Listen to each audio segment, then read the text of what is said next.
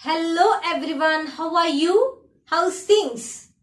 Okay, so in the last class we were discussing about a story of a king Vikramaditya, and I hope that is clear. So let us continue. Shall we continue? Okay, all of you take your textbook. Page number 28. So in the last class I told that the minister gone to the hut of an old lady. And what's the story? Yes, once upon a time, there lived a good, clever, wise, generous king, Vikramaditya. And all the people in that kingdom liked him very much. And one day, he planned to build a palace in the bank of a river. Then the minister and the soldiers, laborers, all of them started the work. Then within 1 month, the work of that palace had finished. And one day the minister was watching the beauty of that palace. He saw a small hut near the gate of that palace. Then the minister was about to meet that old lady. So till here we discussed in the last class. Now shall we continue? Okay, page number 28. Okay, the minister decided to meet the old lady and walked up to her hut. So the minister gone to meet that old lady. I want to buy your hut. Ask for anything. I will give it, he said. Then the minister saw the old lady and the minister told her that I am the minister from the palace and I would like to buy your hut. You can ask me anything. I will give it, he said. Then the minister was saying to that old lady that I would like to buy your hut. You can ask me anything. I will give you anything you want. The old lady said, I am sorry, sir. I cannot accept your offer. I love my hut more than my life. I have lived in it with my late husband and I want to die in it. Then what did the old lady reply? Yes, I don't accept your offer. And I think that.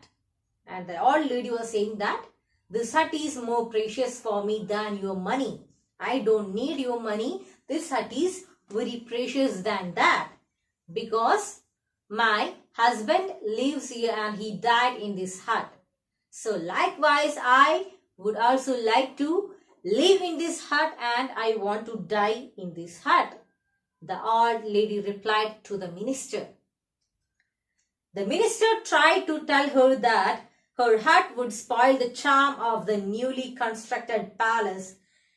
But the old lady was ready to receive any punishment rather than sell her hut. Then the minister also told her that your hut is near our palace.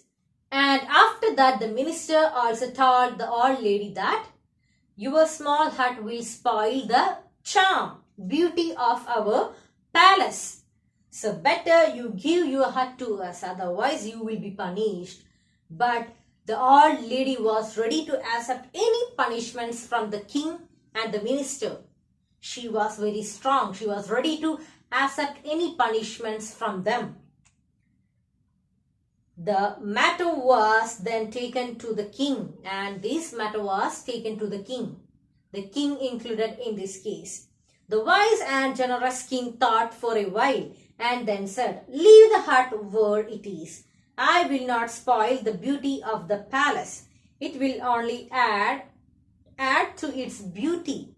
The king added, don't forget that when what seems ugly to us may be precious to someone else. And this case was moved to the king. And as we all know that, king is a clever and generous one, isn't it? Yes, and what did the king reply? And the king told that the wise and generous king thought for a while and said, leave the hut where it is. It will not spoil the beauty of the palace. Then the king told that just leave that hut. It's not a big deal. You just leave that hut.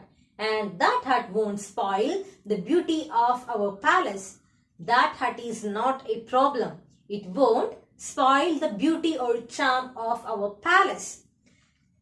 It will only add its beauty. The king added, don't forget that what seems ugly to us may be precious to someone else. And king also told that that hut will add only beauty to our palace. Actually, that hut is a kind of beauty for our palace. And he also told one sentence, note down that it's very important. Don't forget that what seems ugly to us may be precious to someone else. Underline that sentence, page number 28, last line.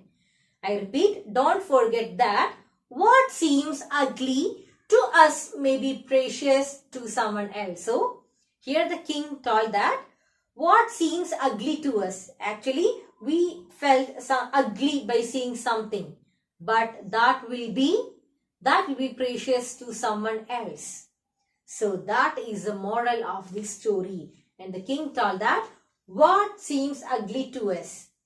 By seeing something, we really felt ugly. Oh, it's not beautiful. But that will be beautiful to someone else. That will be precious to someone else. The people then realized why their king was so highly loved and respected by everybody. Then all the people came to know that their king is exactly a generous and wise.